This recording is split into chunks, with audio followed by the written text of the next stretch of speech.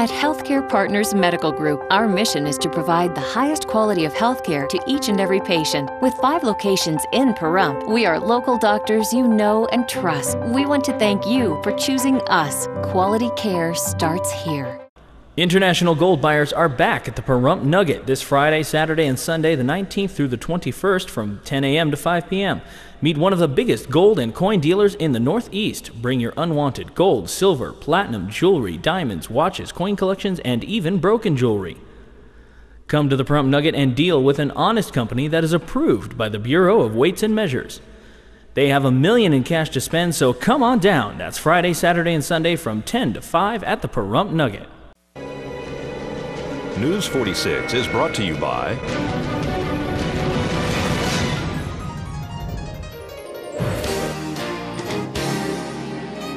Healthcare Partners and Humana.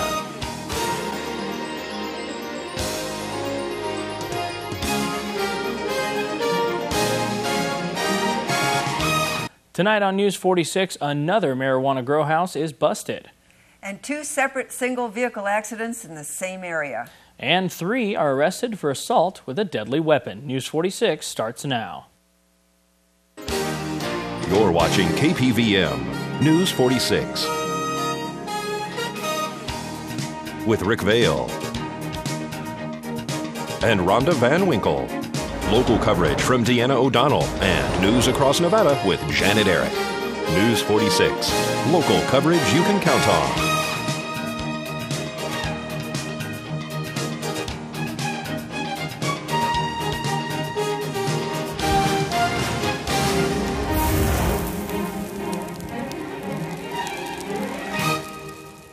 Good evening. It's Monday, August 15th, 2011. I'm Rick Vale. And I'm Norma Gino Paddock for News 46. We take a glimpse inside a marijuana grow house as deputies and street crime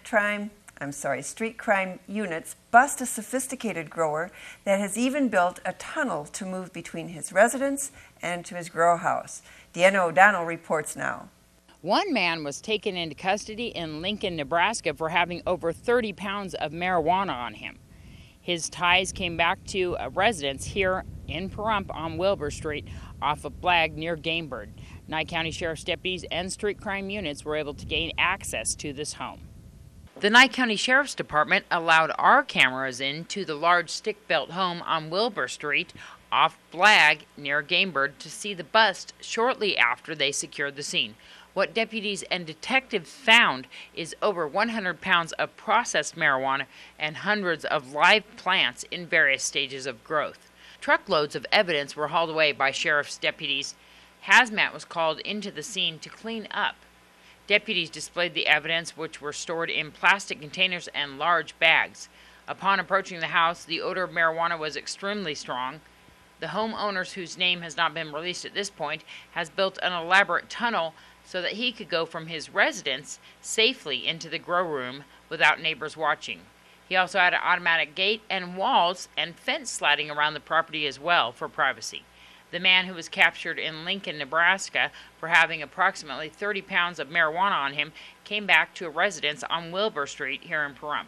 That's when deputies checked out the home and were able to locate the large-scale marijuana grow. Nye County Sheriff's deputies have filed charges against this one suspect. They are looking for a female suspect in connection to this grow house. This is Deanna O'Donnell for News 46. A single vehicle rollover in the early Saturday morning hours on Calvada sent one man to the hospital.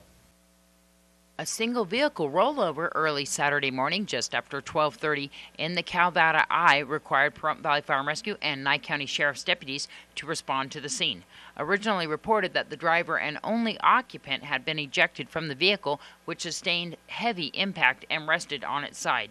Witnesses later reported that the man, who has been identified as Pedro Gonzalez, extricated himself from the vehicle after impact.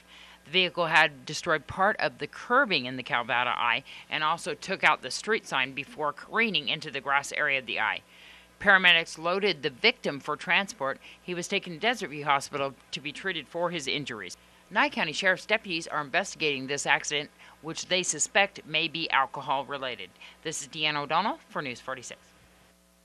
Another single vehicle accident in the same area on Calvada had Mercy Air transport the driver to UMC Trauma Center in Las Vegas. Another single vehicle accident last night in the Calvada Eye. A female and only occupant sustained serious injury when she lost control of her compact car and appeared to have slid sideways into the large Calvada Professional Building sign just after 10:30 p.m. Pahrump Valley Fire and Rescue and Nye County Sheriff's deputies arrived on scene and transported the injured woman, who was found lying in the back of a passerby's truck bed. Mercy Air was placed on standby at the landing pad on Calvada. The woman was then airlifted to UMC Trauma Center in Las Vegas, where a blood draw was ordered to ascertain if she was driving while intoxicated. Nye County Sheriff's deputies are investigating the cause of this accident. This is Deanna O'Donnell for News 46. The Nevada District Court for Nye County handed down an order today granting a partial summary judgment in favor of Utilities, Inc. of Central Nevada on claims against the operator of the Willow Creek Golf Course. The litigation was initiated by the UINC in 2008 after the Willow Creek Golf Course was closed down and irrigation ponds at the course threatened to overflow. The operator of the Willow Creek Golf Course, Ashland Capital LLC, subsequently ceased maintaining the ponds as required by the terms of a January 2000 agreement between UINC and the golf course owners. The court order finds that the original January agreement is valid, enforceable, and binding on current and future owners of the golf course. And we'll have more local news after this short break. Please keep it here.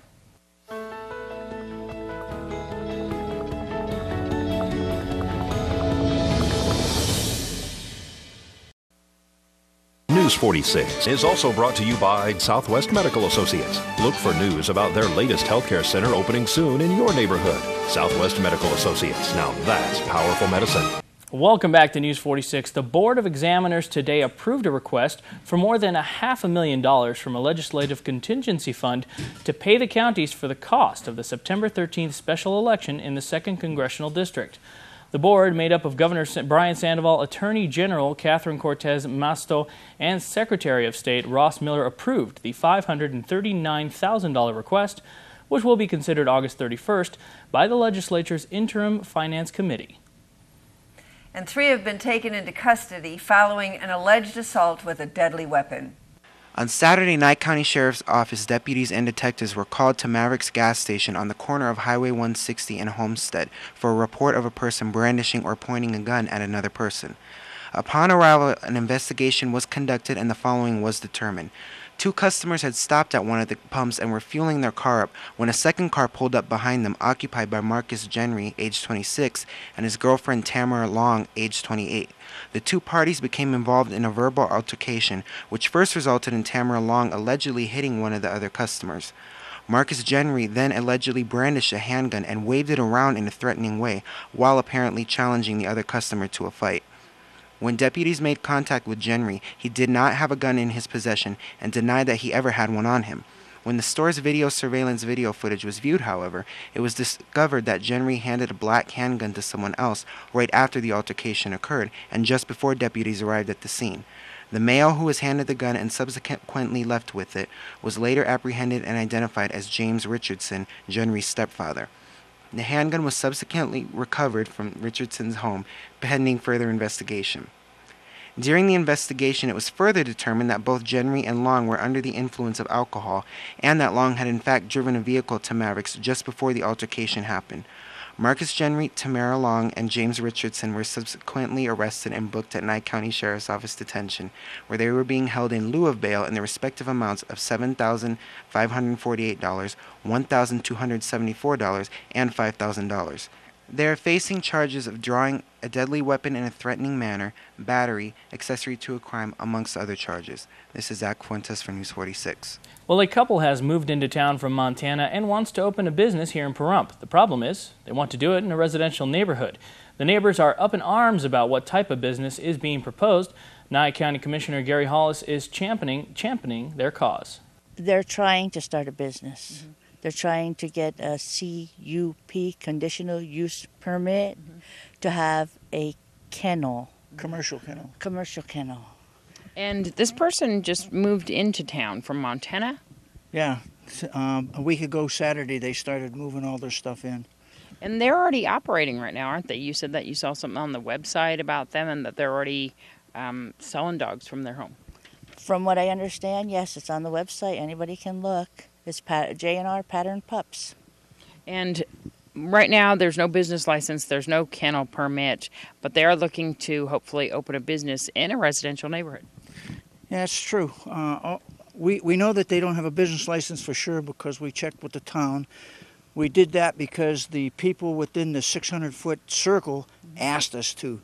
They kind of like asked me and Kathy if we'd run with it because I guess we're about the youngest and whatever. And the 600-foot circle is where people give their comments. They send out a letter saying that this person is asking for a conditional use permit and see what the neighbors think, right? Yes, and you can go to the meeting, which we were invited to the meeting, and we all went, and not one of us said we'd like to have a kennel in our neighborhood.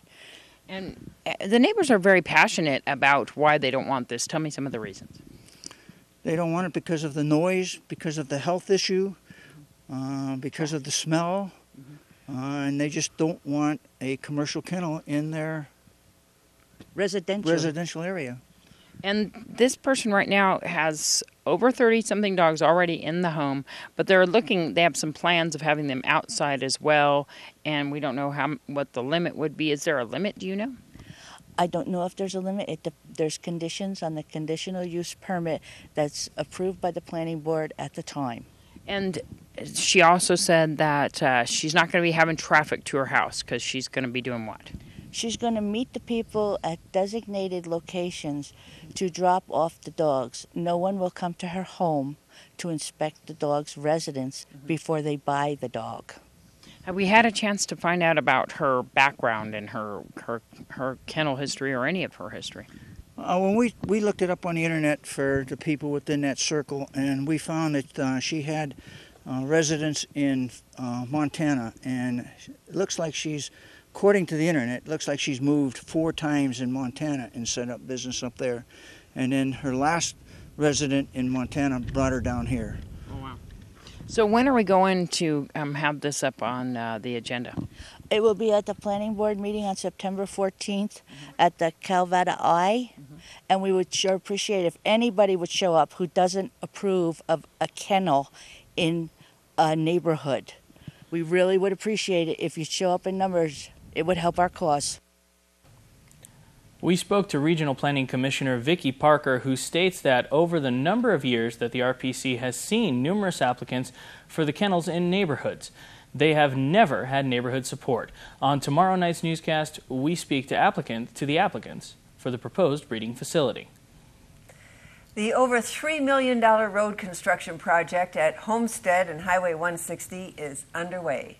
We spoke to Commissioner Butch Boraski and David Fanning from the Public Works Department about the progress. Very much like what you see on SR 372. And anything that you'd like to add? Well, a lot of people are going to complain about the traffic lights work so well for 3 years and there was never an accident or anything, but those traffic lights aren't going to work on 5 lanes. They were only designed for 2 lanes each way. So it's unfortunate, but they were temporaries. We knew that to begin with. The state loaned them out, and now they're taking them back. So when it's fully blown and built out, I think everybody will like this intersection. It'll be an improvement to what it is now, and hopefully we can keep the accident rates down at this corner and not have a serious accident here. When are we looking at the date of completion for this? Right now, this widening project on SR3, or 160 and Homestead and Winery is October 1. And then they're going to advance, and you're going to see periodic work performed on Homestead as they shift off of this. But what we're trying to do is we're trying to fall in line with NDOT, and NDOT has the 3R project, and the 3R project is actually a rotomill on the outside edges of where they did a slurry seal earlier in the year. And that's where this project then comes in. We have to be out of here so NDOT can pull in their contractor and complete their work. That's the reason for October 1. And we're looking at sidewalks too as well right here? We are. This side of the Maverick, as we're standing here today, will actually have a sidewalk back to the intersection. no sidewalks on down further. They'll actually terminate here. But then that'll bring the foot traffic down Homestead. I know that one of the biggest life-saving things that we had is that little strip of pavement that we're seeing on some of the highway out here that's past the white line, so that if people do go over the white line, they're not dropping off the edge. It seems to have been saving lives to have that, to put a little barrier between the roadway and the dirt. Kind of like a bike path, I guess, is what you're referring to. You know, and that I really can't comment on, because that's really an NDOT area. They actually keep their statistics on that, and the HP also does too. But what we're going to do, what I can speak about, is actually on Homestead, we're going to do a detached bike path, which will be on the west side only, to actually make sure that we conform to, you know, the ADA, pedestrian, bicyclists, so on and so forth. So that's going to be really, really great, because I know a lot of people do ride bikes around in our town, and it would be safe to get them a little bit off the roadway. Well, anytime we can give them some more bike trails, they love it. Yeah. I'm in constant contact with one of the teachers down at the Rosemary Clark School, and he's really, really big on that. And, you know, if we had the money, we could have more, but unfortunately it's just not there. And now for our Facebook question of the day, what do you think should be done with the Bob Roode Community Center? Here's what some of you had to say. Leo says, oh, they're not going to mulch it up and fill the holes on Black Road? I thought that was decided. Audrey says, I think it should be turned into something for the town's kids, so they have a place to go instead of in places they shouldn't. Make it a giant game room for them. This will reduce drug and alcohol use. Mary says, that might be a good idea. We already had a Boys and Girls Club go bust, so how would we keep something going to the kids in that building? Joseph says a teen center open to all teens, Saturday night dances and activities, church services for teens and preteens on Sunday morning, non-denominational. This activity could be supervised by local church and veteran entities. Tammy says, I should stay with the town if it can not be repaired or the cost of repair is too high. Then maybe a gazebo could be built, like on Honeysuckle. No way should it be sold. It has always been the one place in town that the town comes together. The convenience to the businesses close by is also a plus. And Spencer chimes in with too much debate. Just tear it down, build a new one. With the cost of studies, leaving it sitting there, eventual work, etc., the cost will be less to just tear it down and rebuild. Jobs, even if temporary, in the meantime. And George says, I think they should rebuild it and stop spending money on other foolishness. Those are some pretty good ideas. There's a lot of very good ideas Very there. good ideas. The things that should be considered. And, you know, all this trouble wouldn't have came about if it weren't for all the mold and rain that the building got. Yeah. And, of course, we're going to have a look at weather with Zach Fuentes right after the break.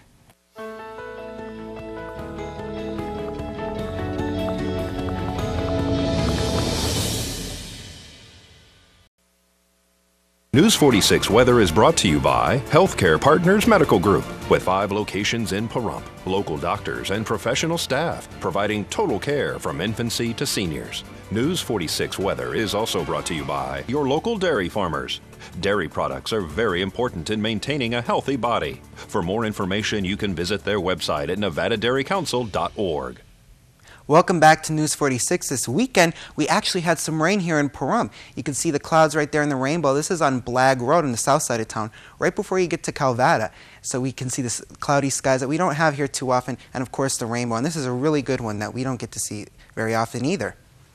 But today we are back to regular old sunny skies. We have a high of 102 degrees and our winds to come out of the south-southwest at 8 miles an hour. Our gusts are at up to 20 miles per hour and our pressure is still holding steady there at 29.85. Our UV index is at 8, which is very high, and our humidity is at 12%. The sunrise is expected to be at 6:02 a.m. and our record high for today was back in 2002, and maybe some of you remember this, at 111 degrees.